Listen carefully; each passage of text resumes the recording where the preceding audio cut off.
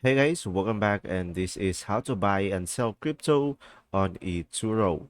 So guys, watch till the end as I discuss a step-by-step guide, and I made this table over here so we can dive in deeper. So guys, in order for you to buy a crypto, just simply click on deposit funds from the left hand navigation bar on the screen, and from there guys, choose your fiat currency, and guys, make sure to add your payment details as well in order for you to make this transaction. And once you have provided the necessary information, you can just simply click on deposit.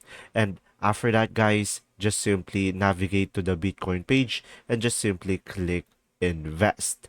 And from there, guys, just simply choose the trade to buy at the current price that you want, or you can just simply order, which is you are going to set a predetermined purchase level, so it will be depending on you. Now guys, if you want to add a security, you can just simply download the Etoro Money Crypto Wallet application that they have, and to transfer Bitcoin, you can just simply click a position in your portfolio and select transfer wallet.